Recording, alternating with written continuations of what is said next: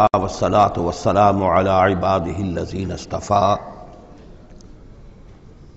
خصوصا على أفضلهم وخاتم النبيين محمد الأمين وعلى آله وصحبه أجمعين.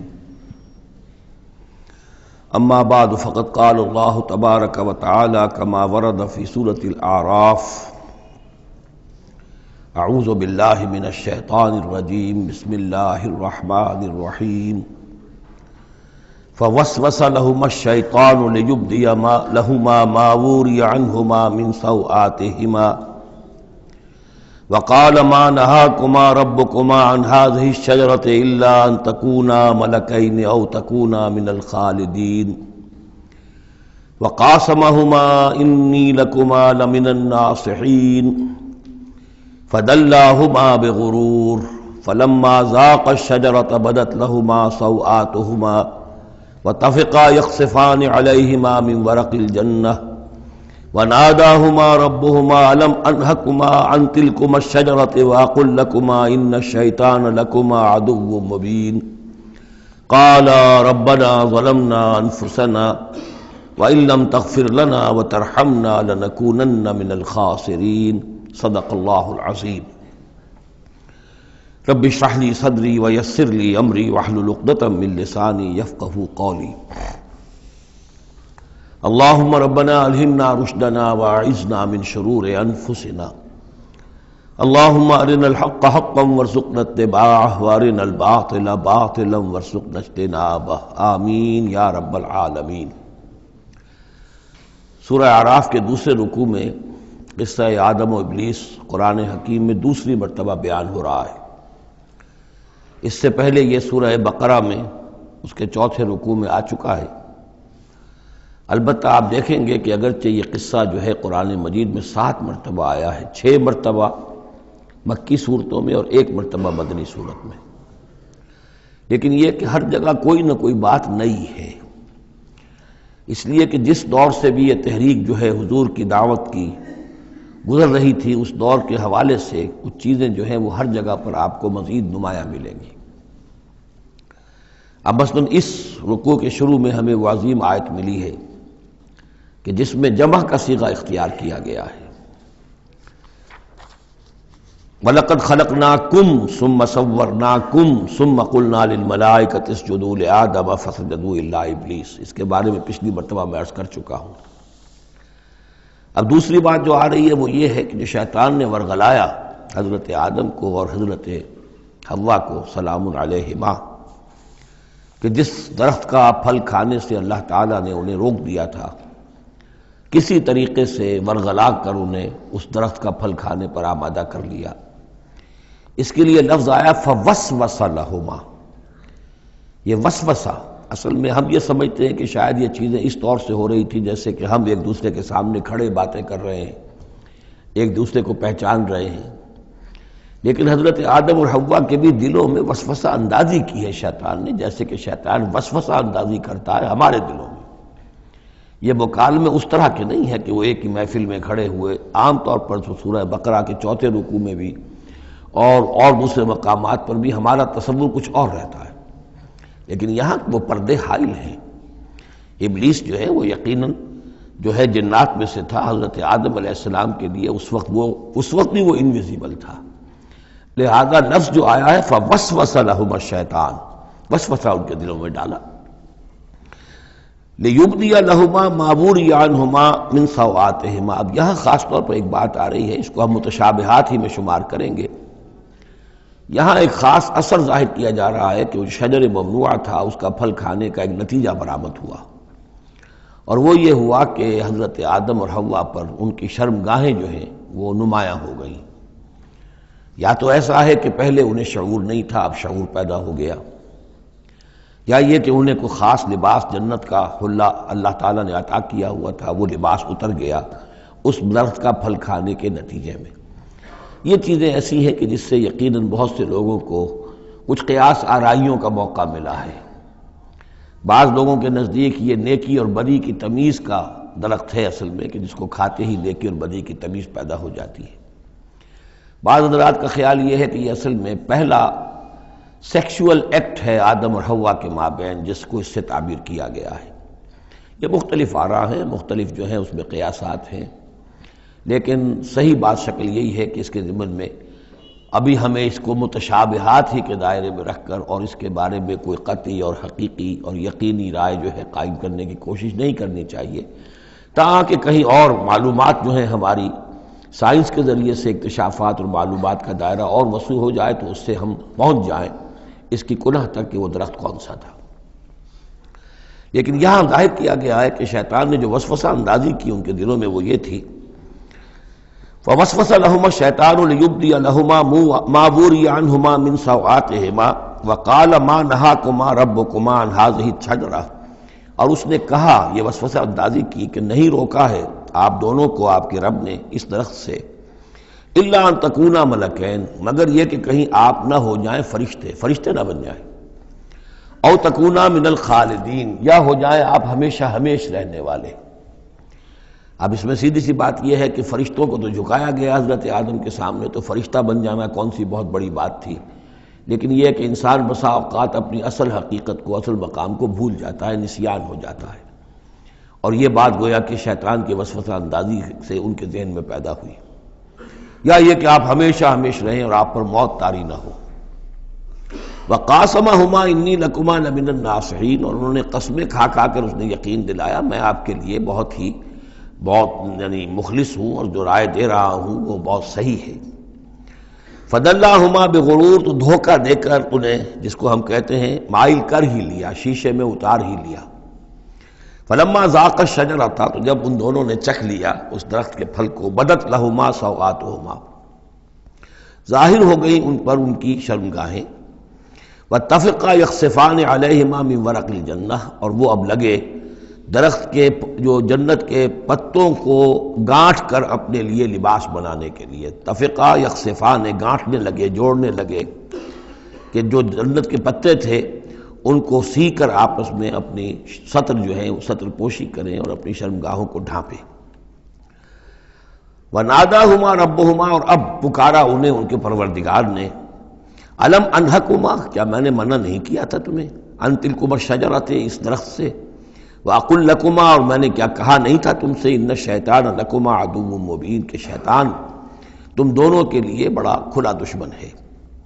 قَالَا رَبَّنَا ظَلَمْنَا أَنفُسَنَا، تو ان دونوں نے کہا کہ اے رب ہمارے، ہم نے اپنے اوپر ظلم کیا، زیادتی کی، ہم اپنی غلطی کا اعتراف کرتے ہیں۔ وَإِن لَّمْ تَغْفِرْ لَنَا وَتَرْحَمْنَا لَنَكُونَنَّ مِنَ الْخَاسِرِينَ، اور اگر تو نے ہمیں معاف نہ فرما دیا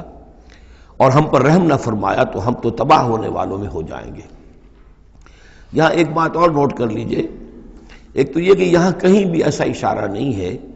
کہ ابلیس نے یہ وسوسہ ابتداءً حضرت حوا کے دل میں کیا۔ عام طور پر ہمارے ہاں جو کہانیاں مشہور ہیں وہ یہ ہے کہ حوا جو ہے ذریعہ بنی ہے حضرت آدم کو بھی گمراہ کرنے کا، کوئی اشارہ نہ سورہ بقرہ میں اس کا ہے نہ یہاں ہے، بلکہ جمع کوئی جو تثنیہ کا صیغہ ہے مسلسل چل رہا ہے، ان دونوں کے لیے معاملہ ہے، بیک وقت ہے۔ تو یہ اصل میں جو عیسائی دنیا میں تصور پیدا ہوا ہے کہ عورت فی نفسہ ہی برائی کی مظہر ہے، ایو سے ایول، ایو حوا اور ایول بری شے، یعنی عورت فی نفسہ ہی برائی کی جڑ ہے۔ چونکہ ان کے ہاں رہبانیت پیدا ہوئی، شادی نہ کرنا جو ہے وہ گویا کہ اعلیٰ روحانی زندگی کے لیے شرط قرار پایا، عورت سے قرب اور تعلق جو ہے وہ بڑی گھٹیا بات، دنیا داری کی زندگی، حیوانی زندگی قرار پائی۔ تو یہ تصورات قرآن میں کہیں نہیں ہیں، یہ تو جیسے کہ آدم کا معاملہ تھا ویسے حوا کا معاملہ تھا، اور شیطان نے دونوں کو ورغلایا ہے اور دونوں نے اللہ سے معافی مانگی ہے۔ دوسرے یہ کہ یہاں نوٹ کر لیجئے کہ یہاں یہ بتا دیا گیا کہ وہ الفاظ کیا تھے۔ وہاں سورہ بقرہ میں ہم پڑھا ہے فَتَلَقَّىٰ آدَمُ مِن رَبِّهِ كَلِمَاتٍ فَتَابَ عَلَيْهِ، حضرت آدم کے دل سخت پشیمانی کے جذبات پیدا ہوئے تو اس کے لیے الفاظ خود اللہ تعالیٰ نے تلقین فرما دیے، اور وہ الفاظ یہ ہیں ربنا ظلمنا انفسنا وان لم تغفر لنا وترحمنا لنكونن من الخاسرین۔ قال اهبطوا بعضكم لبعض عدو، اور اللہ نے فرمایا کہ اب اترو یہاں سے۔ حبوط کے بارے میں گفتگو میں سورہ بقرہ میں کر چکا ہوں، تم ایک دوسرے کے دشمن ہوگے۔ عداوت جو ہے وہ چل رہی ہے، شیطان اور اس کی ذریت اور حضرت آدم کی اولاد، اس کے مابین تو سب سے بڑی دشمنی ہے، مستقل دشمنی ہے۔ باقی یہ ہے کہ انسانوں کے اندر بھی آپس میں دشمنیاں چلتی ہیں۔ وَلَكُمْ فِي الْأَرْضِ مُسْتَقَرٌّ وَمَتَاعٌ إِلَىٰ حِينٍ، اور اب تمہارے لیے زمین میں ٹھکانہ ہے اور ساز و سامان ہے، ضرورت کی چیزیں ہیں، اِلَىٰ حِین، ایک وقت معین تک کے لیے۔ یہ ابدی نہیں ہے، ہمیشہ کے لیے نہیں ہے، ایک خاص وقت تک کے لیے اب تمہیں وہاں رہنا بسنا ہے، اور وہاں رہنے بسنے کے لیے جو ضروری چیزیں ہیں وہاں فراہم کر دی گئی ہیں۔ قَالَ فِيهَا تَحْيَوْنَ وَفِيهَا تَمُوتُونَ وَمِنْهَا تُخْرَجُونَ، ساتھ یہ بھی فرما دیا کہ اب اسی زمین میں تم رہو گے اور اسی میں تم مر کر داخل ہو جاؤ گے۔ فِيهَا تَمُوتُونَ، اسی میں مرو گے، وَمِنْهَا تُخْرَجُونَ، اور اسی میں سے تمہیں دوبارہ نکال لیا جائے گا، بعث بعد الموت۔ یا بنی آدم قد انزلنا علیکم لباسا یواری سوآتکم وریشا۔ اب یہاں ایک جو یعنی ایک راہبانہ تصور ہی، الٹا قسم کا راہبانہ تصور جو ہے، یوں سمجھیے کہ پیدا ہو گیا تھا عرب کے لوگوں میں بھی۔ وہ سمجھتے تھے جیسے آج بھی دنیا میں نیوڈسٹ سوسائٹیز جو ہیں وہ کہتے ہیں لباس ایک تکلف ہے، خامخواہ ہے، جب انسان کو اللہ نے پیدا کیا تو کوئی لباس نہیں ہوتا، پھر حیوانات کا کوئی لباس نہیں ہے، یہ خامخواہ ایک تکلف ہے انسان نے جو اپنے لیے اختیار کر دیا ہے، یہ خامخواہ شرم کی بات ہے، اور یہ شرمگاہیں ہیں، اور یہ ہے اور وہ ہے۔ تو اسی طرح کا معاملہ یہ ہے کہ بعض جو اس طرح کے یہ ملنگ قسم کے لوگ جو ہوتے ہیں ان کے ہاں بھی وہ ننگے رہنے کا رواج، اور یہ کہ لباس کا ایک تکلف ہے، تکلف کی کوئی ضرورت نہیں ہے۔ عرب میں یہ رواج پڑ گیا تھا کہ مادر زاد برہنہ ہو کر مرد اور عورتیں طواف کرتے تھے خانہ کعبہ کا، اور یہ گویا کہ بڑا اونچا کام تھا، گویا کہ ہر تکلف سے، یعنی بہرحال اب بھی ہم طواف کرتے ہیں تو صرف 2 چادریں ہوتی ہیں، انہوں نے کہا کہ وہ چادروں کا تکلف بھی کیا کرنا ہے، بس جیسا بھی اللہ نے پیدا کیا ہے، مادر ذات برہنہ مرد اور عورتیں جو ہیں وہ طواف کرتے تھے، اور اس کو بڑا نیکی کا کام سمجھتے تھے، بہت یوں سمجھیے کہ اپنی یعنی سیلف اینیہیلیشن یا اپنی نفی ذات جو ہے اس کا بہت بڑا مظہرہ تھا۔ اب اس کی یہاں تردید ہو رہی ہے۔ یا بنی آدم، آدم کی اولاد، قد انزلنا علیکم لباسا، ہم نے تم پر لباس اتارا ہے، یواری سوآتکم، جو تمہارے شرمگاہوں کو ڈھانپتا ہے، وریشا، اور تمہارے لیے آرائش کا سبب بنتا ہے، زیبائش اور آرائش کا، لباس التقوی ذالک خیر، اور اس سے اوپر پھر ایک اور لباس ہے، اور وہ لباس ہے تقوی کا لباس۔ ظاہر ہے کہ وہ سب سے بہتر ہے۔ اگر تقوی کا لباس نہیں ہے تو بسا اوقات اور انسان لباس پہن کے بھی ننگا ہوتا ہے، اتنا تنگ لباس کہ اس میں جسم کے سارے نشیب و فراز ظاہر ہو رہے ہوں، یا اتنا باریک لباس عورتوں کا کہ جس میں وہ جسم اندر سے جھلک رہا ہو، تو وہ لباس پہنے ہوئے بھی، جیسے کہ حضور نے فرمایا، اللہ تعالیٰ لعنت فرمائے ان عورتوں پر جو لباس پہن کر بھی ننگی رہتی ہیں، عاریاتن کاسیاتن۔ تو لباس التقوی ذالک خیر، ایک اور اضافی جو ہے وہ تقوی کا ہے، شرم ہو، حیا ہو، تقوی ہو۔ ذالک من آیات اللہ لعلہم یذکرون، یہ اللہ تعالیٰ کی آیات میں سے ہے تاکہ یہ لوگ نصیحت اخذ کریں۔ یا بنی آدم لا یفتننکم الشیطان، اے بنی آدم دیکھو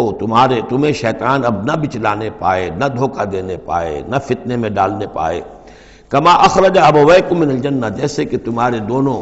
ماں باپ جد امجد اور اماں حوا کو اس نے نکلوا دیا تھا، کما اخرج ابویکم من الجنۃ، جنت سے، ینزع عنہما لباسہما، اور وہ ان سے اتروا لیا تھا اس نے ان کا لباس جنت کا، لیریہما سوآتہما، تاکہ دکھائے انہیں، ان پر عیاں کر دے ان کی شرمگاہیں، انہ یراکم ہوا وقبیلہ من حیث لا ترونہم، ایک بات جان لو کہ وہ یعنی ابلیس خود، چونکہ اسے بھی چھوٹ ملی ہوئی ہے قیامت تک کے لیے، وہ مسلسل زندہ ہے، اور قبیلہ، اور اس کی قوم، اس کی ذریت، اور اس کے جو ایجنٹ ہیں جنات میں سے، چونکہ وہ انویزیبل ہیں تو وہ تمہیں دیکھتے ہیں، تاکتے ہیں تمہیں، تم پر داؤ لگاتے ہیں، یراکم ہوا وقبیلہ من حیث لا ترونہم، جہاں سے تم انہیں نہیں دیکھ سکتے۔ انا جعلنا الشیاطین اولیاء للذین لا یؤمنون، ہم نے تو شیاطین کو ان لوگوں کا دوست بنا دیا جو ایمان نہیں لاتے، جو ایمان نہیں رکھتے، ایمان نہیں لاتے، تو شیطان جو ہے جیسے گندگی جو ہے اس کے اوپر مکھی آئے گی، ایسے ہی جہاں اللہ کا ذکر نہیں ہے، اللہ کا ایمان نہیں ہے، خانہ خالی را دیو می گیرد، تو وہاں یہ شیاطین جن جو ہے آ کر اڈا جمائیں گے۔ وَإِذَا فَعَلُوا فَاحِشَةً، اور جب یہ ایک بے حیائی کا کام کرتے ہیں، یعنی ننگے عریاں طواف، قَالُوا وَجَدْنَا عَلَيْهَا آبَاءَنَا، کہتے ہیں ہم نے پایا اپنے آباء و اجداد کو یہی کچھ کرتے ہوئے، وَاللَّهُ أَمَرَنَا بِهَا، اور جب ہمارے آباء و اجداد یہ کرتے تھے تو یقیناً اللہ ہی نے ہمیں اس کا حکم دیا ہوگا۔ یہ گویا کہ ان کے نزدیک سرکمسٹانشل ایویڈنس تھا کہ جب ایک ریت چلی آ رہی ہے، ایک رسم چلی آ رہی ہے تو یقیناً اللہ ہی نے کہا ہوگا۔ قل ان اللہ لا یامر بالفحشاء، نبی ان سے کہہ دیجیے اللہ تعالیٰ بے حیائی کا حکم نہیں دیتا۔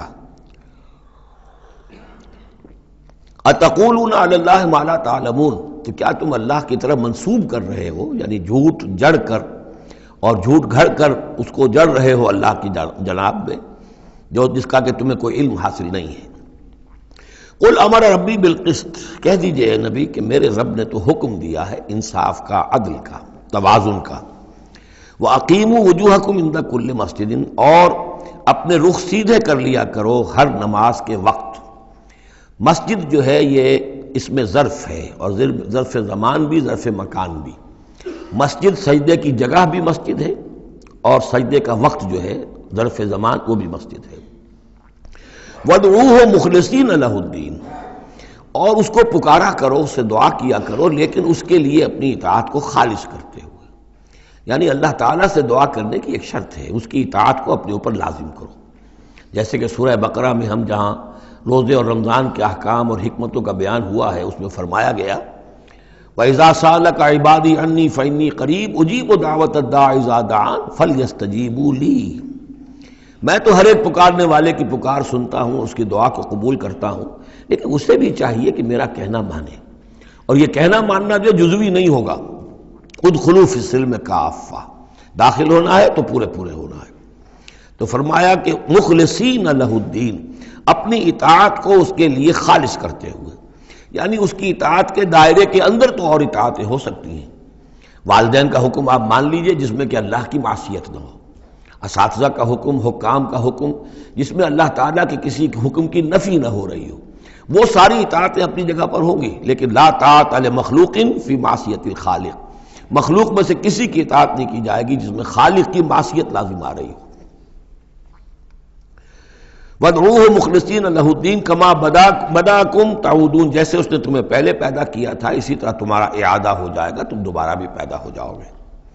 فَرِيقًا هَدَىٰ، ایک گروہ وہ ہے کہ جس کو اللہ نے ہدایت دے دی ہے، وَفَرِيقًا حَقَّ عَلَيْهِمُ الضَّلَالَةُ، اور ایک گروہ وہ ہے کہ جس کے اوپر گمراہی مسلط ہو چکی ہے، جس کے حق میں گمراہی ثابت ہو چکی ہے، یعنی ان کی روش کی وجہ سے، ان کی ضد، ان کی ہٹ دھرمی، ان کے تعصب، ان کے حسد، ان کے تکبر کی وجہ سے اب وہ مستحق ہو چکے ہیں۔ حق علیہم الضلالہ انہم اتخذوا الشیاطین اولیاء، اور یہ اس لیے کہ انہوں نے شیطانوں کو اپنا رفیق اور ساتھی بنایا من دون اللہ، اللہ کو چھوڑ کر، ویحسبون انہم مہتدون، اور سمجھتے یہ ہیں کہ ہم بہت ہدایت پر ہیں، سیدھے راہ پر ہیں۔ یا بنی آدم خذوا زینتکم عند کل مسجد، دوبارہ پھر اے آدم کی اولاد اپنی زینت لے لیا کرو۔ خذوا زینتکم یعنی لباس جو ہے جس کو کہا گیا ریشہ تمہارے لیے آرائش ہے، یہ تمہاری لیے زینت ہے، اللہ نے اتارا ہے اپنی آرائش کا سامان، اور یہ کہ نماز کے لیے جب انسان آئے تو اچھا لباس پہن کر آئے۔ ہمارے ہاں عام طور پر الٹی روش چلتی ہے، دفتر جا رہے ہیں تو وہ بہت اچھا لباس ہے، مسجد جا رہے ہیں تو وہ چاہے میلے کپڑے پہن کے چلے گئے، لیکن یہاں اللہ تعالیٰ فرما رہا ہے یہ نہیں، میرے پاس آتے ہو، میرے دربار میں آتے ہو تو اچھا لباس پہن کر آؤ۔ یا بنی آدم خذوا زینتکم عند کل مسجد وکلوا واشربوا ولا تسرفوا، اور کھاؤ پیو اور اسراف نہ کرو۔ جو کچھ چیزیں ہم نے بنائی ہیں وہ بہرحال اس لیے بنائی ہیں کہ بنی آدم جو ہے ان کی خوراک کے کام آئیں، جو اچھی چیزیں ہیں۔ انہ لا يحب المسرفین، ہاں وہ اسراف کرنے والوں کو پسند نہیں کرتا، ضائع کرنا، ضرورت سے زیادہ خرچ کرنا، یہ چیزیں جو ہیں یہ اللہ تعالیٰ کو پسند نہیں ہیں۔ اب یہاں پھر اسی رہبانیت کی نفی ہو رہی ہے کہ جس میں سمجھا یہ جاتا ہے کہ اچھا کھانا پینا ہی برا ہے، کاہے کو پہنا جائے، بہت موٹا جھوٹا ہی کھانا چاہیے۔ اچھے کھانے پینے کا مطلب تو یہ کہ نفس پرستی ہو رہی ہے۔ اچھا پہننا جو ہے کیا ضروری ہے، موٹا جھوٹا پہن کے گزارا ہو جائے گا۔ اس معاملے میں سمجھ لیجئے کہ دو حالات میں صورت مختلف ہو جاتی ہے۔ اگر تو دین اللہ کا مغلوب ہے تو پہلا فرض آپ کا یہ ہے کہ اللہ کے دین کے غلبے کی جد و جہد کریں، بیشتر وقت بیشتر صلاحیتیں اس میں لگائیں۔ ظاہر بات ہے اچھا کھا ہی نہیں سکتے، اچھا پہن ہی نہیں سکتے، یہ اس کا منطقی نتیجہ ہو جائے گا۔ یہ اس لیے نہیں کہ رہبانیت کی وجہ سے نہیں کر رہے، اس وجہ سے کہ ممکن ہی نہیں۔ آپ اپنے اسی وقت کو لگائیں گے زیادہ کمائی کے لیے، محنت کریں گے دنیا کے لیے، زیادہ کمائیں گے تو اچھا کھائیں گے، اچھا پہنیں گے، آپ نے تو اپنا وقت جو ہے وہ لگا دیا ہے اللہ کے دین کے لیے، اگر لگائیں گے نہیں تو دین غالب کیسے ہو جائے گا؟ خود بخود تو نہیں ہوگا، آسمان سے تو نہیں ٹپک پڑے گا دین، اللہ فرشتے تو نہیں بھیجے گا دین غالب کرنے کے لیے، غالب تو آپ کو کرنا ہے۔ لہذا اس صورت میں تو نیچرل یہ ہو جاتا ہے کہ پھر کم سے کم کرو، کم سے کم کرو، کم سے کم کرو، اپنے معیار زندگی کو اور نیچے لاؤ، اور نیچے لاؤ، اور نیچے لاؤ، تاکہ زیادہ سے زیادہ وقت، زیادہ سے زیادہ اپنی صلاحیتیں، زیادہ سے زیادہ اوقات، زیادہ سے زیادہ اپنے وسائل کو آپ فارغ کر سکیں اللہ کے دین کے لیے۔ لیکن اس حالت میں یہ جو ہوتا ہے یہ کسی رہبانیت کی وجہ سے نہیں ہے، جیسے کہ صحابہ کرام نے سختیاں جھیلی، بھوک برداشت کی، گھر بار چھوڑے، لیکن وہ کسی رہبانیت کے نظریے کے تحت نہیں تھے، وہ ایک مثبت جہادی نظریہ ہے، جد و جہد، انقلابی جد و جہد۔ اور اس انقلابی جد و جہد میں تو دنیا میں جو بھی کوئی آئی ہے پارٹی، ریولوشنری پارٹی، اسے یہ سختیاں جھیلنی پڑی ہیں، چاہے وہ کمیونسٹ ہو یا کوئی اور ہو، انقلاب تو اس کے بغیر آتا ہی نہیں ہے۔ البتہ اگر دین غالب ہو گیا، قائم ہے، اب گویا کہ جو ریاست ہے، اسلامی ریاست ہے، نظام خلافت ہے، اب آگے دین کو پھیلانا اور عام کرنا اور مزید اس کے غلبے کی جد و جہد کی توسیع جو ہے یہ ریاست کے ذمے آ گئی۔ ریاست جو بھی اپنے شہریوں کے اوپر اس کے لیے بوجھ ڈالتی ہے، جو ٹیکس ڈالتی ہے، یا جو بھی والنٹیئرز مانگتی ہے، یہ لڑائی جو ہے ڈرافٹنگ کرتی ہے، بہت ٹھیک ہے، اس کے مطابق اگر اسے چاہیے 10,000 آدمی نکل آئے، باقی کی طرف سے یہ فرض کفایہ ادا ہو گیا۔ ریاست کے قائم ہونے کی شکل میں صورتحال بدل جاتی ہے۔ اب آپ اپنے گھر میں رہے، جو وقت آپ کے پاس ہے آپ اچھا کمائیں، اچھا کھائیں، اچھا پہنیں، کوئی حرج نہیں، آپ اپنے بچوں کو بھی اچھا کھلائیں، حلال سے کمائیں، اچھا کھلائیں۔ کوئی اسی طریقے سے کوئی آپ کو علمی کوئی آپ کا پرسوٹس ہیں، ایکیڈیمک پرسوٹس ہیں، ان میں لگے، یا یہ کہ اگر آپ نوافل میں لگنا چاہتے ہیں نفل پڑھیں اور اس کے ترقی جو ہے، اپنی روحانی ترقی جو ہے وہ تقرب بالنوافل کے ذریعے سے کرتے چلے جائیں۔ تو یہ تینوں راستے جو ہیں انسان کے لیے کھلے ہوں گے، کب؟ جبکہ دین غالب ہو۔ اس بنیادی بات کو انہیں لوگوں نے سمجھا ہے، اس لیے وہ رہتے ہیں کنفیوژن میں۔ صاحب اولاد کا بھی حق ہے، صاحب بیویوں کا بھی حق ہے، اس کا بھی حق تو سب کا ہے، لیکن یہ کہ وہ جو صحابہ کرام کو یاد نہیں تھا کہ ان کے بھی حقوق ہیں، یا ان کا دین اور تھا، ہمارا دین اور ہے؟ کیا حضور کو پتہ نہیں تھا کہ میری ازواج مطہرات کے بھی دین ہے، ان کا بھی کیا بھی حق ہے؟ انہوں نے ذرا اپنے نفقے کے اندر اضافے کا مطالبہ کیا تو گویا کہ ایلا کا معاملہ کر لیا، گویا کہ طلاق کی دھمکی دے دی۔ یہ کیوں ہوا؟ کیا ان کے جو خاندان والے تھے ان کا حق نہیں تھا؟ ان کو وہ چھوڑ کر آ گئے مکے میں اور بھیڑیوں کے حوالے کر کے آ گئے، گویا کہ قریش کے سرداروں کے حوالے ان کے رحم و کرم پر چھوڑ کر آ گئے نا مدینے، جن کو ہجرت کا حکم ملا ہے۔ یہ ساری چیزیں دن میں یہ ہے دو شکلیں مختلف۔ ایک ہے دین مغلوب ہے تو پہلا فرض ہے یہ کہ دین کو غالب کرنے کی جد و جہد کرو، ایک جماعتی زندگی کے اندر منسلک ہو کر تن من دھن، ان صلاتی و نسکی و مایایا و مماتی للہ رب العالمین، کم سے کم نکالو اپنے لیے، کم سے کم۔ اب ظاہر بات ہے اس میں تو پھر کم سے کم پر ہی گزارا کرنا ہوگا، صرف سبسسٹنس لیول جس کو کہا جائے، اپنے آپ کو برقرار رکھنے کے لیے، تاکہ جسم اور جان کا رشتہ تعلق جو ہے برقرار رہے، کام کر سکے آدمی۔ ہاں جب دین غالب ہو جائے اب مسئلہ بالکل مختلف ہو گیا ہے، اب ریاست ہے اور ریاست نے اپنی فوجیں بھی رکھی ہوئی ہیں، جو بھی ذرائع ہیں، ہاں جب بھی ضرورت ہوگی وہ شہریوں کو بلائے گی، اس وقت حاضر ہونا فرض ہو جائے گا، لیکن ورنہ عام حالات میں ریاست اس فرائض کو ادا کر رہی ہے۔ مزید توسیع دعوت دین کی اور غلبہ دین کی وہ ریاست کے ذمہ ہے، اسلامی ریاست ہے، نظام خلافت ہے۔ اب آپ جو ہے انڈیویجولز کی حیثیت سے اپنے کاروبار میں لگ جائیں، یا کوئی شخص اپنی روحانی ترقی میں لگ جائے، کوئی شخص یہ کہ دولت زیادہ سے زیادہ کمائے اور وہ اس کو ثواب کے کاموں میں صرف کرے، کوئی شخص جو ہے کسی سائنس میں، کسی اور شعبے میں اسے علمی دلچسپی ہو جائے، تحقیق کے کاموں میں، سارے راستے کھلے ہوں گے۔ اس صورت میں اچھا کھانا، اچھا پہننا کوئی حرام شے نہیں، تو جبکہ رہبانیت اس حالت میں بھی اس کے لیے کوئی گنجائش نہیں چھوڑتی، تو یہاں اس کی نفی کی جا رہی اس رہبانیت کے نظریے کی۔ قل من حرم زینت اللہ التی اخرج لعبادہ، کہیے ان سے پوچھئے کس نے حرام کی ہے وہ زینت جو اللہ نے نکالی ہے اپنے بندوں کے لیے، والطیبات من الرزق، اور کس نے حرام کیے ہیں پاکیزہ کھانے کی چیزیں۔ قل ہی للذین آمنوا فی الحیات الدنیا، کہہ دیجئے یہ تمام چیزیں دنیا کی زندگی میں بھی اللہ تعالیٰ نے تو اہل ایمان ہی کے لیے بنائی ہیں، خالصتا یوم القیامہ، ہاں دنیا میں وہ کفار کو بھی دے رہا ہے، تم بھی کھا پی لو، برت لو، یہاں پہ جو کچھ کرنا ہے، اس لیے کہ آخرت میں تمہارا کوئی حصہ نہیں ہے، البتہ آخرت میں جا کر یہ تمام اچھی چیزیں خالصتاً یوم القیامہ، قیامت کے دن تو یہ خالصتاً جو ہے اللہ کے اہل ایمان بندوں کے لیے ہو جائیں گی، پھر کافر کو کوئی شے نہیں ملے گی۔ کذالک نفصل الآیات، اس طرح ہم اپنی آیات کی وضاحت کرتے ہیں لقومی یعلمون، ان لوگوں کے لیے جو علم رکھتے ہو یا جو علم حقیقی حاصل کرنا چاہیں۔ قل انما حرم ربی الفواحش ما ظہر منہا وما بطن، کہہ دیجئے کہ میرے رب نے تو حرام قرار دیا ہے بے حیائی کی باتوں کو، خواہ وہ اعلانیہ ہوں اور خواہ چھپی ہوئی ہوں، بے حیائی خواہ چھپی ہوئی ہوں وہ بھی اللہ تعالیٰ کو پسند نہیں ہے، وہ بھی حرام ہے۔ والاسم، اور گناہ کو حرام کیا ہے، والبغی، اور ناحق زیادتی کرنا کسی دوسرے پر بغیر الحق، وان تشرکوا باللہ ما لم ينزل بہ سلطانہ، اور اس کو حرام ٹھہرایا ہے کہ تم اللہ کے ساتھ شریک ٹھہراؤ کسی ایسی چیز کو جس کے لیے اس نے کوئی سند نہیں اتاری ہے، وان تقولوا علی اللہ ما لا تعلمون، اور حرام قرار دیا اس بات کو کہ تم اللہ کی طرف منسوب کرو وہ چیزیں کہ جو تم نہیں جانتے، جس کے لیے تمہارے پاس کوئی علم نہیں ہے۔ وَلِكُلِّ أُمَّةٍ أَجَلٌ، ہر قوم کے لیے، ہر امت کے لیے ایک وقت معین ہے، یعنی جب بھی کبھی کوئی رسول ہم بھیجتے رہے ہیں تو ایک مدت ہوتی ہے، اس وقت تک اس کو مہلت ہوتی ہے قوم کو کہ وہ رسول کی دعوت سے استفادہ کر لے اور اپنے دلوں کو، اپنے باطن کو منور کر لے، صحیح راستے پر آ جائے۔ اس سے پہلے عذاب نہیں آئے گا، خواہ یہ کہ اہل ایمان تو چاہیں گے کہ جھٹپٹ عذاب آئے، اس لیے کہ بہرحال مسلمان اہل ایمان وہ بھی انسان ہوتے تھے، چکی کے دو پاٹوں کے درمیان پس رہے تھے تو کبھی کبھی خیال آ جاتا تھا کہ اب اللہ تعالیٰ کیوں انہیں اتنی ڈھیل دے رہا ہے، یا ابو جہل کو اتنی ڈھیل کیوں دے دی ہے کہ اس نے حضرت سمیہ رضی اللہ تعالیٰ عنہ کے ساتھ یہ سلوک کیا، ابو جہل کو کیوں اتنی ڈھیل دے دی ہے کہ اس نے حضرت یاسر کو شہید کر دیا رضی اللہ تعالیٰ عنہ۔ لیکن یہ خیال تمہارا اپنی جگہ ہے، ہماری حکمت اپنی ہے۔ ہماری حکمت کیا ہے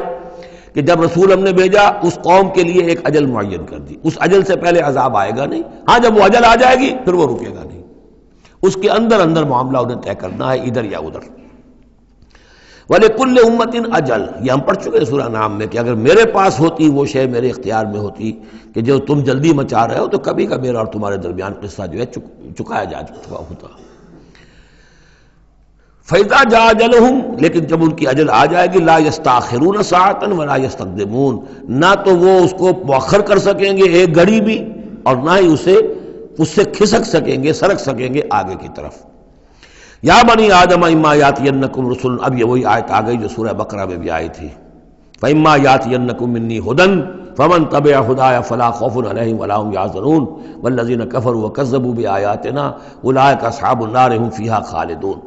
یا بنی آدم اما یاتینکم رسل منکم، اے بنی آدم جب بھی تمہارے پاس آئیں گے رسول، تم ہی میں سے ہوں گے، تم میں سے تمہاری قوم کے لوگ ہوں گے، یقصون علیکم آیاتی، جو تمہیں میری آیات سنائیں گے، فمن اتقی واصلح، تو جو بھی تقوی کی روش اختیار کرے گا اور اصلاح کر لے گا اور نیکی کی روش اختیار کرے گا، فلا خوف علیہم ولا هم یحزنون، ان کے لیے نہ کوئی خوف ہوگا اور نہ وہ کسی حزن سے دوچار ہوں گے۔ والذین کذبوا بآیاتنا واستکبروا عنہا، اور جو ہماری آیات کو جھٹلائیں گے اور تکبر کی بنا پر انہیں رد کر دیں گے، استکبروا عنہا، استکبار کی بنیاد پر، تکبر کی بنیاد پر رد کر دیں گے، اولئک اصحاب النار هم فیہا خالدون، وہ جہنمی ہوں گے اور رہیں گے ہمیشہ ہمیش۔ فمن اظلم ممن افترى علی اللہ کذبا وکذب بآیاتہ، پھر وہ اس شخص سے بڑھ کر ظالم اور کون ہوگا جو اللہ کی طرف کوئی غلط بات منسوب کرے، افتراء کرے اللہ کی طرف، اور یا اللہ کی آیات کو جھٹلائے، یہ دونوں ہم وزن ہیں۔ اولئک ینالہم نصیبہم من الکتاب، ان کو جو بھی دنیا میں رزق وغیرہ کا معاملہ ہے وہ تو ان کو مل جائے گا، یہاں دنیا میں تو ہم نے یہ سورہ بنی اسرائیل میں مضمون آئے گا، اب کوئی شخص کفر کرے اللہ فوراً اس کی روزی روک لے اور ایک دن کے اندر اندر وہ یہ بھوک سے مر جائے، ایسا نہیں ہے۔ جو ہم نے یہاں پہ ان کے لیے لکھا ہوا ہے جو رزق ہے اس دنیا کے اندر، وہ تو انہیں ملتا رہے گا، وہ رکتا نہیں ہے، انہیں اپنے اس نصیب میں سے حصہ مل جائے گا۔ حتیٰ اذا جاءتہم رسلنا، ہاں پھر جب ہمارے فرشتادے، ہمارے بھیجے ہوئے فرشتے ان کے پاس آ جائیں گے، یتوفونہم، ان کو قبض کرنے کے لیے، قالوا این ما کنتم تدعون من دون اللہ، تو وہ کہیں گے کہاں ہیں وہ جن کو آپ پکارا کرتے تھے اللہ کے سوا، جن کو ڈنڈوت کرتے تھے اور جن کے سامنے متھے ٹیکتے تھے اور جن سے دعائیں کرتے تھے اور گڑ گڑاتے تھے۔ قالوا ضلوا عنا، وہ کہیں گے وہ سب گم ہو گئے، ہوا ہو گئے، ہم سے سب جاتے رہے، ضلوا عنا وَشَهِدُوا عَلَىٰ أَنفُسِهِمْ أَنَّهُمْ كَانُوا كَافِرِينَ، اور وہ خود اپنے خلاف یہ گواہی دیں گے کہ واقعتاً ہم تھے ناشکرے، ہم نے کفر کی روش اختیار کی۔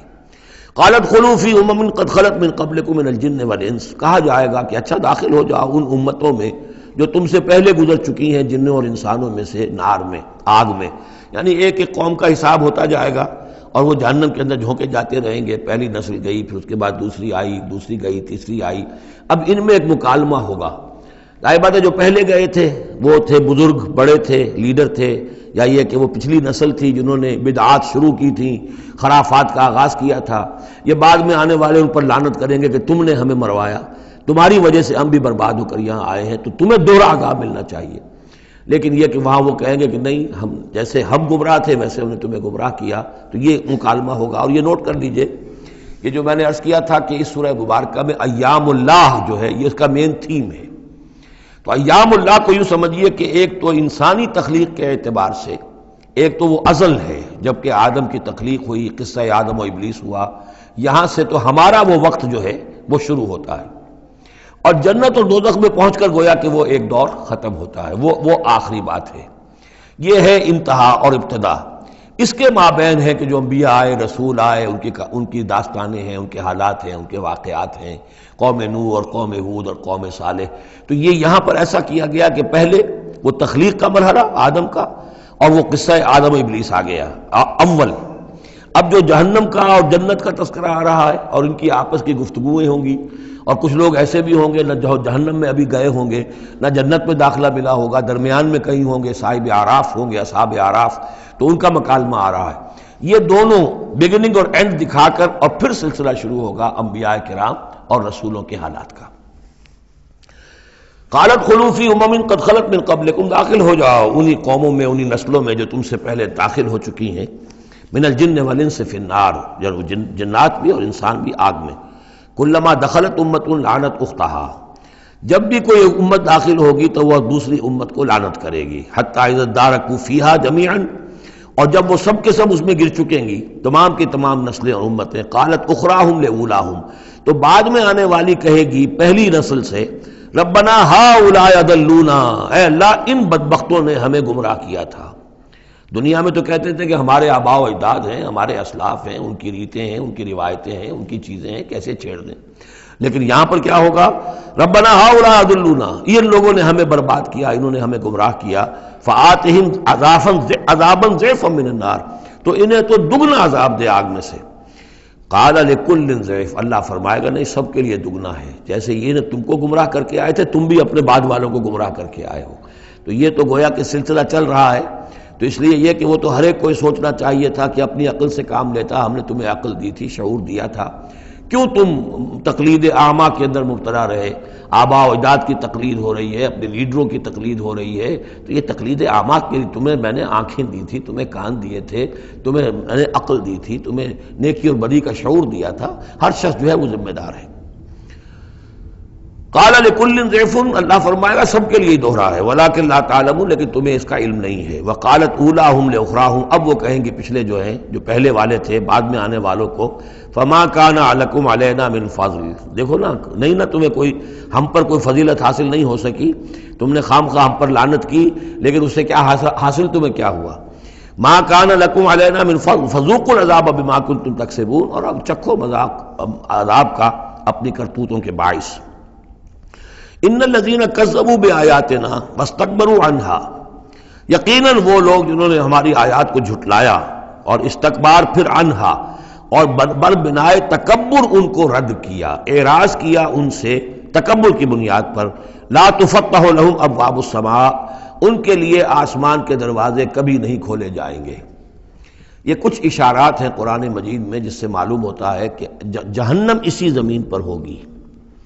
اور ابتدائی جنت بھی یہی ہوگی، ابتدائی نزل والی جنت جو ہے وہ بھی اسی زمین پر ہوگی، اور جہنم بھی اسی زمین پر ہوگی۔ اور کچھ ایسا سا تصور ہوتا ہے کہ جیسے زمین کو جب کھینچا جائے گا، وَإِذَا الْأَرْضُ مُدَّتْ، زمین کو جب کھینچا جائے گا تو جیسے ربڑ کی کربج کی کوئی گیند ہو اس کو کھینچیں تو آپ کو معلوم ہے کہ جو جہاں سے وہ زیادہ موٹی ہے وہ پچک جائے گی، جب وہ پچکے گی تو اس کے اندر جو لاوا ہے اس وقت بھی زمین کے پیٹ میں بھرا ہوا ہے، وہ لاوا وہ ظاہر ہو جائے گا، اور وہ جہنم ہوگی۔ واللہ عالم، یہ کچھ اندازے ہوتے ہیں بعض اشارات سے، اس لیے کہ فیصلہ جو ہے میدان حشر یہی ہے. احادیث میں میدان عرفات جو ہے اسی کو کھول دیا جائے گا، وسیع کر دیا جائے گا، اور اسی یہیں پر حشر ہونا ہے. وَجَاءَ رَبُّكَ وَالْمَلَكُ صَفًّا صَفًّا، اور پروردگار بھی شان اجلال کے ساتھ نزول فرمائیں گے اور فرشتے آئیں گے فوج در فوج، اور یہیں پر حساب کتاب ہوگا. ابتدائی مہمان نوازی بھی جو ہے وہ یہی ہوگی، لیکن پھر یہ کہ اہل جنت اپنے مراتب کے اعتبار سے اور اوپر کی جنتوں میں چڑھتے چلے جائیں گے. لیکن ظاہر بات ہے یہ لوگ جو ہیں یہ یہیں کہیں رہ جائیں گے. لا تفتح لهم ابواب السماء، ان کے لیے آسمان کے دروازے کھولے ہی نہیں جائیں گے. ولا يدخلون الجنت، اور وہ جنت میں داخل نہیں ہوں گے. حتی یلج الجمل فی سم الخیاط، یہاں تک کہ اونٹ گزر جائے، گھس جائے سوئی کے ناکے میں. اسے کہتے ہیں تعلیق بالمحال. نہ یہ ممکن ہے کہ سوئی کا ناکہ اتنا بڑا ہو جائے کہ اونٹ گزر جائے، یا اونٹ اتنا چھوٹا ہو جائے کہ سوئی کے ناکے میں داخل ہو جائے. نہ ان کفار کے جنت میں داخل ہونے کا کوئی امکان ہے. اور یہ بات بھی نوٹ کیجئے کہ یہی بات اصل میں حضرت عیسیٰ علیہ السلام نے تنقید جو انہوں نے کی تھی کہ ایک دولت مند شخص ان کے پاس آیا، جیسے ہمارے ہاں بھی ہوتے ہیں جو دیندار ہیں، سیٹھ ہیں، اور وہ دین کے کام بھی کرتے ہیں. تو انہوں نے کہا کہ بتائیے آپ کی تعلیم کیا؟ ان کا نماز پڑھو، روزہ رکھو. کرو نماز روزہ میں کرتا ہوں. اچھا اپنے غریبوں کے اپنے مال میں سے دو، یہ کرو وہ کرو، یہ بھی میں کرتا ہوں. آپ بتائیے اور کیا ہے؟ پھر آخر میں فرمایا حضرت مسیح نے، اچھا اپنی صلیب اٹھاؤ اور میرے ساتھ چلو. یعنی یہ کہ اب وہ ہے وہ جد و جہد حق و باطل کی کشاکش، یہ نیکی کے کام کرنا، دھندوں میں لگے رہنا، اور اپنے ساتھ کچھ نہ کچھ نیکی کا کام ہے، کچھ پن ہے، کچھ خیرات ہے، کچھ ثواب کے کام ہے، کوئی نماز ہے، روزہ ہے، یہ تو آسان ہے. لیکن یہ کہ اس کشاکش حق و باطل جو ہے اس میں لگنا، کہ جس میں پھر اندیشہ ہو کہ پھانسی بھی آ سکتی ہے، اندیشہ ہو جان بھی جا سکتی ہے، تکلیف بھی آ سکتی ہے. تو جب انہوں نے کہا کہ اچھا ٹھیک ہے، پھر جب تم نے یہ ساری منزلیں طے کر لی تو آخری منزل ہے اپنی صلیب اٹھاؤ اور میرے ساتھ آ جاؤ. تو اس شخص کا چہرہ لٹک گیا اور وہ چلا گیا. تو حضرت مسیح نے فرمایا کہ اونٹ کا سوئی کے ناکے میں سے گزرنا ممکن ہے، لیکن کسی دولت مند شخص کا اللہ کی بادشاہت میں داخل ہونا ممکن نہیں ہے. بہرحال میں اس وقت اسے کسی دلیل کے طور پر پیش نہیں کر رہا ہوں، لیکن میں نے صرف یہ کہ یہی جو ہے محاورہ جو قرآن مجید میں یہاں آیا ہے، حتیٰ یلج الجمل فی سم الخیاط، یہی ہے کہ جو حضرت عیسیٰ علیہ السلام نے استعمال کیا. وَكَذَلِكَ نَجْزِي الْمُجْرِمِينَ، اور اسی طرح ہم بدلہ دیتے ہیں مجرموں کو. لَهُم مِّن جَهَنَّمَ مِہَادٌ، ان کے لیے جہنم ہی کا ہوگا بچھونا. وَمِن فَوْقِهِمْ غَوَاشٍ، اور اسی کا اوڑھنا ہوگا، لحاف بھی اسی کا ہے آگ کا، اور اس کے گدے بھی. وَكَذَلِكَ نَجْزِي الظَّالِمِينَ، اور اسی طرح ہم ظالموں کو بدلہ دیں گے. وَالَّذِينَ آمَنُوا وَعَمِلُوا الصَّالِحَاتِ، اور وہ لوگ جو ایمان لائے اور جنہوں نے نیک عمل کیے. لَا نُكَلِّفُ نَفْسًا إِلَّا وُسْعَهَا، پھر آ گئی وہی بات، ہم کسی کو ذمہ دار نہیں ٹھہرائیں گے کسی جان کو مگر اس کی وسعت کے مطابق. محاسبہ ہوگا انڈیویجول، ہم نے کیا کیا کچھ اسے دیا تھا اس کے حساب سے ہم اس سے حساب لیں گے. اولئک اصحاب الجنہ، وہ ہوں گے جنت والے. ہم فیہا خالدون، اور اس میں رہیں گے ہمیشہ ہمیشہ. وَنَزَعْنَا مَا فِي صُدُورِهِم مِّن غِلٍّ، اور ہم نکال دیں گے جو کچھ ان کے سینوں میں ہوگا ایک دوسرے کی طرف سے کوئی میل. یعنی اہل ایمان بھی انسان ہوتے ہیں، شکوے شکایتیں ہو جاتی ہیں. دینی جماعتوں میں بھی کبھی کسی معمور کو امیر سے شکایت ہو گئی، کسی امیر کو معمور سے شکایت ہو گئی، کسی ایک رفیق کو دوسرے رفیق سے شکایت ہو. انسان ہے، اور یہ معاملہ جو ہے ایسا بھی ہوتا ہے زائل بھی ہو جاتے ہیں. کچھ ایسی شکوے شکایتیں ہوتی ہیں کہ باقی رہتی ہیں، ختم نہیں ہوتی ہیں. ان کے اثرات جو ہیں وہ جذبات کچھ ایسے مجروح ہو جاتے ہیں کسی طریقے سے زائل نہیں ہوتے. لیکن فرمایا گیا ہے کئی مقامات پر یہ کہ اللہ تعالیٰ اہل جنت کو جنت میں داخل کرنے سے پہلے جو بھی اہل ایمان میں سے کسی کے لیے ان کے دل میں کوئی کدورت ہوگی، کوئی میل ہوگا، وہ نکال دے گا، تاکہ اب جنت میں داخل ہونے والے سب سررن اخوانن علی سرر متقابلین، بالکل بھائیوں کی طریقے سے صاف دل ہو کر ایک دوسرے کے سامنے رو در رو ہو کر بیٹھیں گے، اور ان کے اندر کوئی غل نہیں رہے گا. یہی دعا بھی ہے جو ہمیں تلقین کی گئی ہے،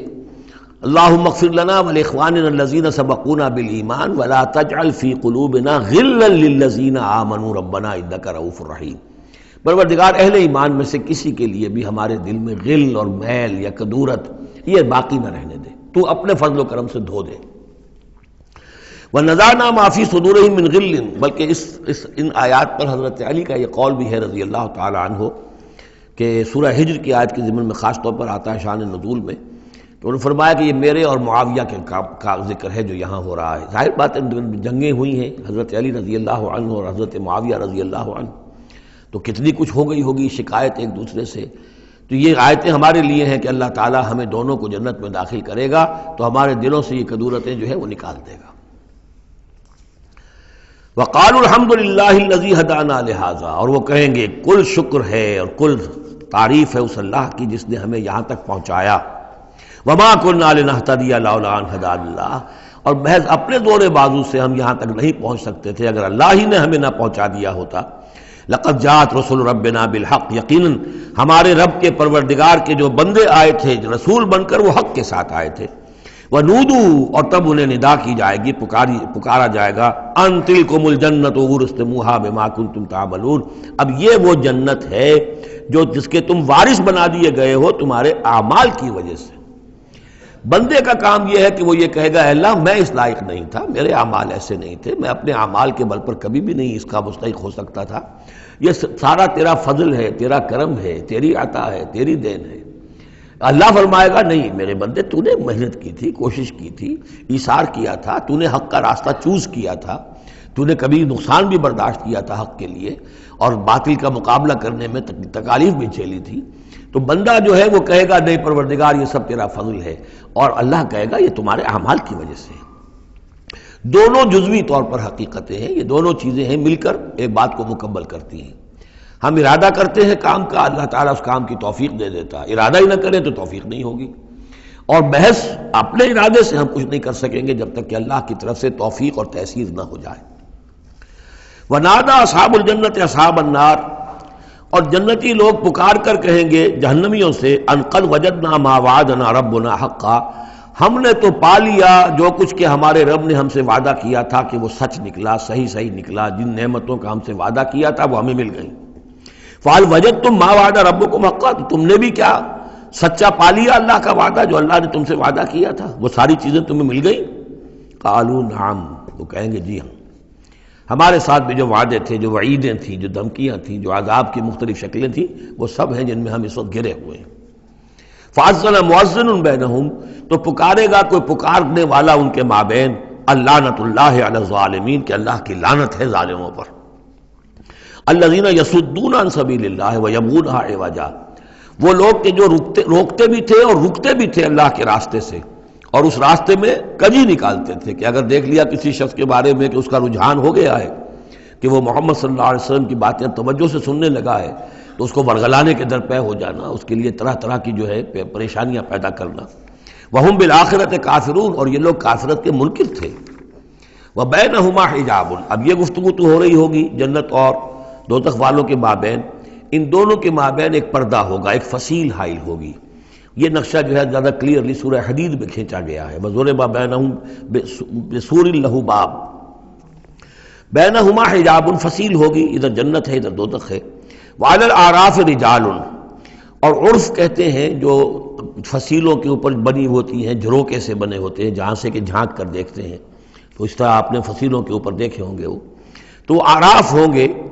رجال یعرفون کلا بسیماہم، وہ لوگ ہوں گے جو سب کو پہچانتے ہوں گے، جہنمیوں کو بھی پہچانتے ہوں گے اور دوزخیوں کو بھی پہچانتے ہوں گے۔ اس لیے کہ یہ کون ہوں گے؟ یہ بین کے لوگ تھے جن میں کچھ نیکی بھی تھی، بدی بھی تھی، نہ یکسو ہوئے تھے ادھر نہ یکسو ہوئے تھے ادھر، تو کچھ نیکیاں کچھ بدیاں انہوں نے جمع کر لی تھیں، اور ان کے اعمال جو ہے وہ برابر ہو گئے، بدی اور نیکی کے اعمال جو ہے وہ برابر ہو گئے۔ تو اس حوالے سے ان کو ابھی درمیان میں روک لیا گیا ہے کہ نہ وہ جہنم میں جھونکے گئے نہ جنت میں داخل ہوئے۔ اور یہ وہ لوگ ہیں، ظاہر بات ہے کہ جو پھر جب بین کے لوگ تھے کچھ تو پہچانتے تھے ادھر سے کفار کو بھی ادھر سے اہل ایمان کو بھی، تو یعرفون کلا بسیماہم، وہ سب جانتے تھے پہچانتے تھے، ان کو بھی جو جنت میں ہے ان کو بھی جو دوزخ میں ہے۔ ونادى اصحاب الجنت، اب وہ پکاریں گے جنت والوں کو، ان سلام علیکم، سلام ہو آپ پر، سلامتی ہے آپ پر، لم يدخلوها، وہ اس میں ابھی داخل نہیں ہوئے، وہم یطمعون، اور اس کی بڑی طمع ہوگی کاش کہ اللہ ہمیں بھی جلدی سے داخل کر دے۔ وَإِذَا صُرِفَتْ أَبْصَارُهُمْ تِلْقَاءَ أَصْحَابِ النَّارِ، اور جب ان کے ذرا چہرے جو ہے پھیر دیے جائیں گے، ان کی نگاہیں جو ہیں وہ ادھر پھیر دی جائیں گی کہ ذرا جہنمیوں کو بھی مشاہدہ کر لو۔ وَإِذَا صُرِفَتْ أَبْصَارُهُمْ تِلْقَاءَ أَصْحَابِ النَّارِ قَالُوا رَبَّنَا لَا تَجْعَلْنَا مَعَ الْقَوْمِ الظَّالِمِينَ۔ اس وقت وہ کہیں گے پروردگار ہمیں ان ظالموں کے ساتھ شامل نہ کر دیجو، کیونکہ ابھی بین ہے، بین الخوف والرجا، تو انہیں امید بھی ہے، یطمعون بھی ہے، لیکن اندیشہ بھی ہے، تو یہ کہ بیچ میں چونکہ لٹکے ہوئے ہیں اس لیے ادھر دیکھتے ہیں تو انہیں سلام کرتے ہیں، اور یہ کہ دل میں ان کے امنگیں جاگ جاتی ہیں، تمنائیں جاگ جاتی ہیں کہ اللہ ہمیں بھی ان کے ساتھ شامل کر دے، اور ادھر دیکھتے ہیں تو کہتے ہیں ربنا لا تجعلنا مع القوم الظالمین۔ ونادى اصحاب الاعراف رجالا يعرفونهم بسیماہم، اور اب یہ اہل جہنم میں سے ان لوگوں کو جنہیں یہ پہچانتے ہوں گے ان کے چہروں سے، ان کی نشانیوں سے، ان کو پکاریں گے، قالوا ما اغنى عنكم جمعكم وما كنتم تستكبرون، کچھ کام نہ آیا تمہاری جمعیت، تمہارے پرے، تمہاری فوجیں، تمہارے حاشیہ نشین، یہ کہاں گئے؟ اور جو کچھ تم تکبر کیا کرتے تھے، اکڑتے تھے، اے ابو جہل کیا بنا تیرا، اور اے ولید بن مغیرہ تیرا کیا ہوا؟ اہؤلاء الذین اقسمتم لا ینالهم اللہ برحمت، کیا وہ لوگ اب جنت والوں میں وہاں پہ آپ کو فقراء بھی نظر آئیں گے، وہاں بلال بھی نظر آئے گا، وہاں صہیب رومی بھی ہوں گے، وہاں یاسر بھی ہوں گے، یہ لوگ تھے نا جن کے بارے میں تم کہتے تھے ان کو کیسے اللہ تعالیٰ کسی رحمت سے نواز سکتا ہے، یہ تو ہمارے کمی کاری گھٹیا طبقے کے لوگ ہیں، اللہ نے ہمیں دولت دی ہے، حیثیت دی ہے، وجاہت دی ہے، ہمیں طاقت دی ہے، عزت دی ہے، یہ جو لوگ ہیں گرے پڑے ان کو اللہ تعالیٰ کیسے نواز دے گا؟ تو وہ کہیں گے اس وقت ان کا جو رنج اور غم ہے اس کو بڑھانے کے لیے، اہؤلاء الذین اقسمتم لا ینالهم اللہ برحمت ادخلوا الجنۃ لا خوف علیکم ولا انتم تحزنون، ان سے تو کہہ دیا گیا داخل ہو جاؤ جنت کے اندر، نہ تم پر کوئی خوف ہے اور نہ تم کسی حزن سے دوچار ہوگے۔ ونادى اصحاب النار اصحاب الجنہ، اور اب پکاریں گے جہنم والے جنت والوں کو، ان افیضوا علینا من الماء، کہ کچھ تو بہا دو ہماری طرف پانی جو اللہ نے تمہیں دے رکھا ہے، او مما رزقکم اللہ، اور جو کچھ اللہ نے تمہیں رزق دیا ہے کچھ وہاں سے ہماری طرف بھی، اے خاص برندان چمن کچھ تو ادھر بھی، مما رزقکم اللہ، قالوا ان اللہ حرمہما علی الکافرین،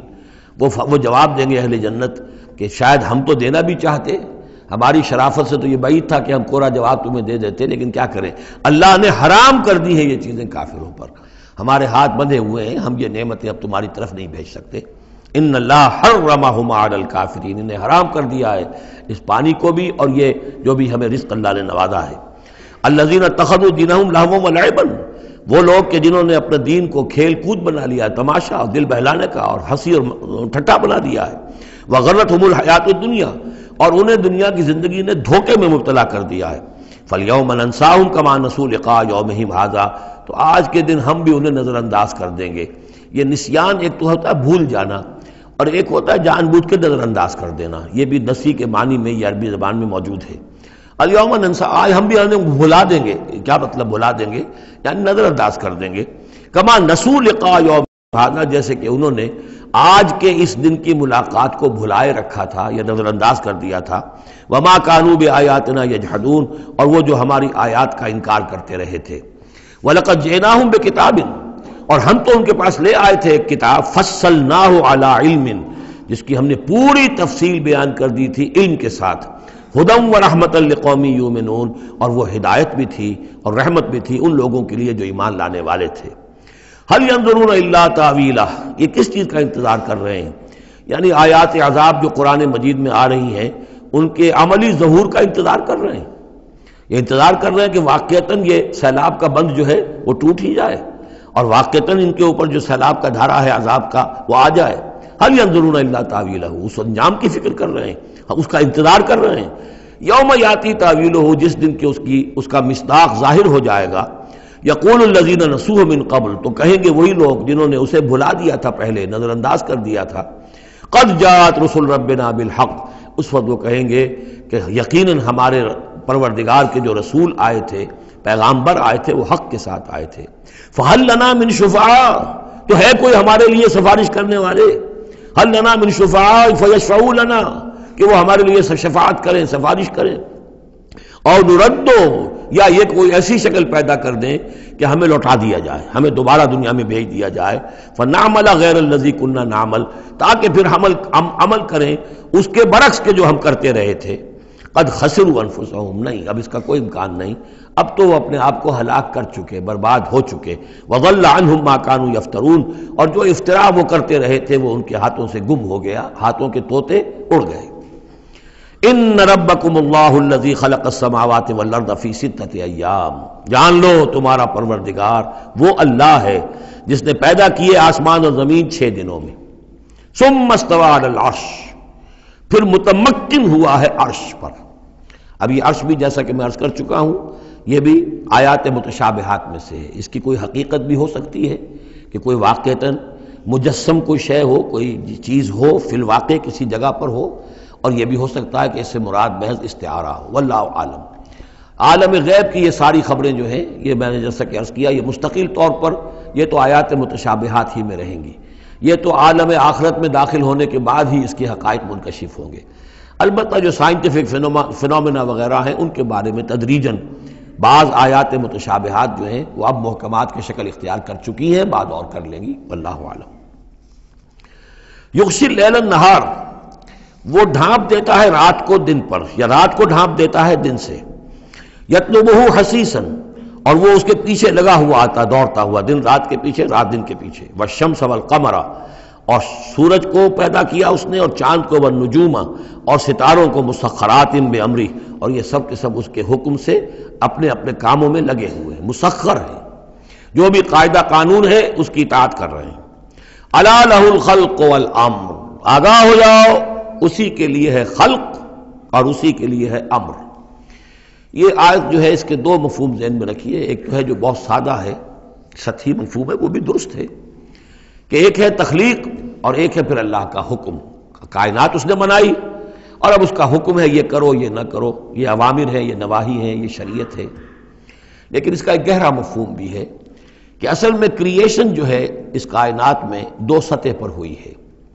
ایک عالم امر ہے، ایک عالم خلق ہے۔ عالم امر میں صرف کریشن ایکس نیہلو ہوتی ہے، عدم محض سے تخلیق، اور اس میں ٹائم فیکٹر بالکل نہیں ہوتا، کن فیکون، کوئی ٹائم فیکٹر نہیں، بغیر کسی مادے کے، بغیر کسی پری ایگزسٹنگ شے کے کچھ پیدا کر دینا اور اس میں کسی ٹائم فیکٹر کا نہ ہونا، یہ عالم امر کے خواص ہے۔ عالم خلق میں کسی شے سے دوسری شے بنتی ہے اور اس کے بعد اس میں ٹائم لازمن ہے۔ انسان ہے 9 مہینے رحم مادر کے اندر وہ بچہ رہے گا، 8 مہینے رہے، 7 مہینے رہے، بہرحال اسے وقت لگے گا۔ آم کی گٹھلی ہے، اس آم کی گٹھلی کو درخت بننے میں کئی سال لگیں گے۔ آسمان اور زمین کی تخلیق ہوئی ہے 6 دنوں میں، ہمیشہ یہ اس کا ذکر ہوگا، اور ظاہر بات ہے 6 دن وہ ہمارے دن تو نہیں ہے، قرآن مجید میں تو کہہ دیا گیا اللہ کا ایک دن 1000 برس کا بھی ہے، ایک دن 50,000 برس کا بھی ہے، یہ ملینمز بھی ہو سکتے ہیں۔ تو اللہ تعالیٰ نے بنایا ہے آسمان اور زمین کو 6 دنوں میں، تاحال یہ 6 دن ہمارے لیے یہ بھی آیات متشابہات میں سے ہے، لیکن میں سمجھتا ہوں کہ 6 دن اور 7 آسمان یہ تو زیادہ دیر نہیں گزرے گی کہ انشاءاللہ ان کی حقیقت منکشف ہو جائے گی سائنس کی مزید اکتشافات کے ذریعے سے، اور یہ آیات متشابہات کے دائرے سے نکل کر آیات محکمات میں آ جائیں گی۔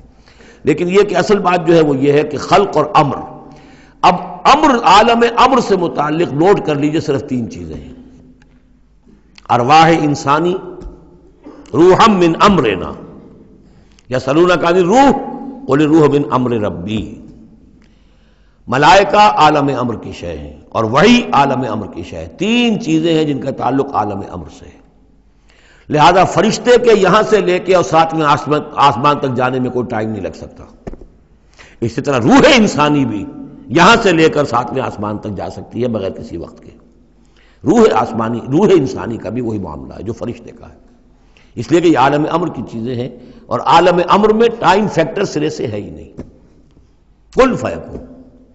البتہ عالم خلق کے اندر وقت لگتا ہے، سفر ہوتا ہے تو سفر میں وقت لگے گا، تخلیق ہوئی ہے تو اس میں وقت لگا، تو یہ ہے اس کا ایک گہرا مفہوم۔ لیکن بہرحال یہاں پر اب دیکھیے یہ قرآن مجید کا اعجاز ہے، ایسے الفاظ استعمال کرتا ہے کہ عرب کا ایک بدو اس پر سے گزر جائے گا تو اس کو بھی کوئی پیچیدگی نہیں ہوگی۔ الا لہ الخلق والامر، اسی نے پیدا کیا، اسی کا حق ہے کہ حکم دے، بات صاف ہو گئی اور صحیح ہے، کوئی غلط بات تو نہیں ہے۔ وہ اپنی ذہنی سطح کے مطابق اس نے اس سے لے لیا، ہدایت پالی، مطمئن ہو گیا، چل پڑا۔ لیکن یہ کہ کوئی شخص فلسفی ہے، حکیم ہے، دانا ہے، وہ غور کرتا ہے، وہ دیکھتا ہے امر کا لفظ قرآن میں کہاں کہاں آیا ہے، کس معنی میں آیا ہے، کس کس جگہ پر آیا ہے، ان کو جوڑتا ہے، جوڑ کر نتیجے نکالتا ہے، تو معلوم ہوتا ہے کہ یہ تو دو بالکل ڈسٹنکٹ عالم ہیں ایک دوسرے سے، عالم خلق، عالم امر، اس کے قوانین جو علیحدہ ہیں، نوامیس علیحدہ ہیں، ان کے ضابطے علیحدہ ہیں۔ تبارک اللہ رب العالمین، بہت بابرکت ہے اللہ جو کہ تمام جہانوں کا رب ہے۔ ادعوا ربکم تضرعا وخفیا، پکارتے رہا کرو اپنے رب کو گڑ گڑاتے ہوئے، عاجزی کے ساتھ اور خاموشی سے، چپکے چپکے۔ بڑی بلند آواز سے دعا مانگنا پسندیدہ نہیں ہے۔ انہ لا یحب المعتدین، یقیناً وہ حد سے گزرنے والوں کو پسند نہیں کرتا۔ ولا تفسدوا فی الارض بعد اصلاحها، اور دیکھو زمین میں اس کی اصلاح کے بعد فساد نہ مچاؤ۔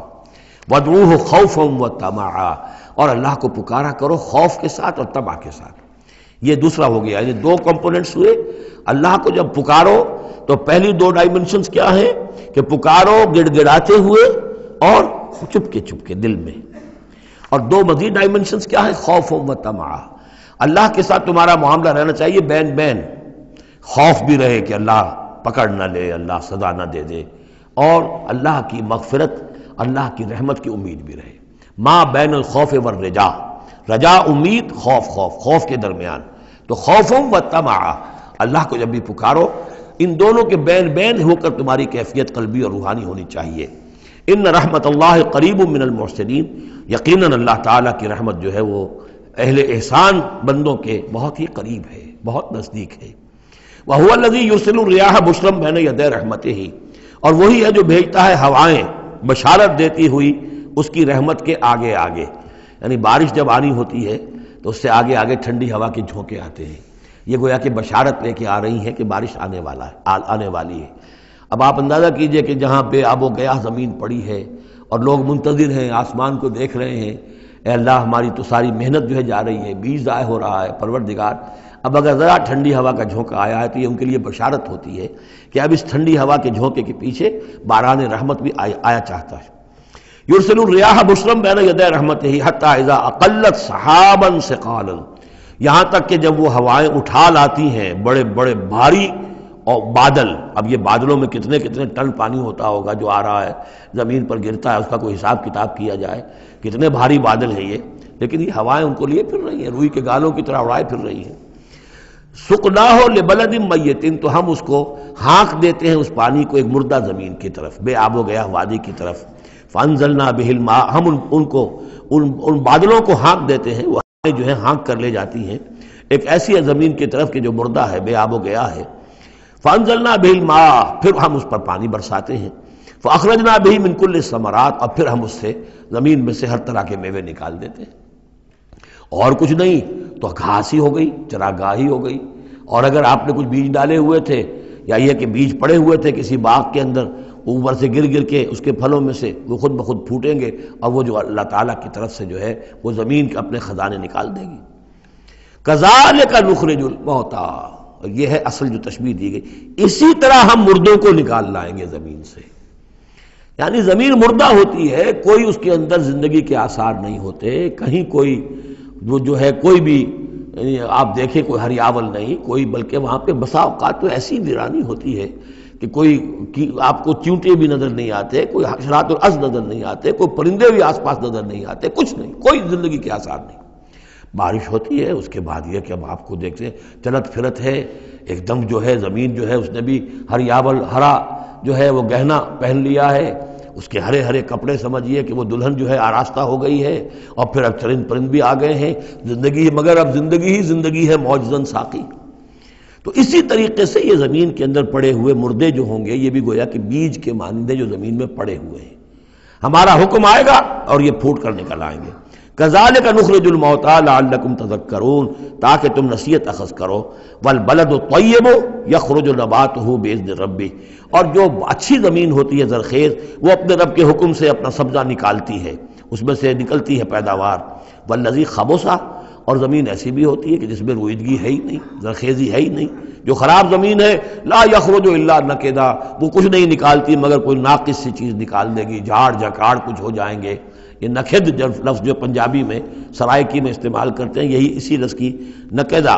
بڑی ردی شے، بڑی گھٹیا شے۔ کذالک نصرف الآیات لقوم یشکرون، اسی طریقے سے ہم اپنی آیات کو گردش میں لاتے ہیں ان لوگوں کے لیے کہ جو ان کی قدر کرنے والے ہوں۔ بارک اللہ لی ولکم فی القرآن العظیم ونفعنی وإیاکم بالآیات والذکر الحکیم۔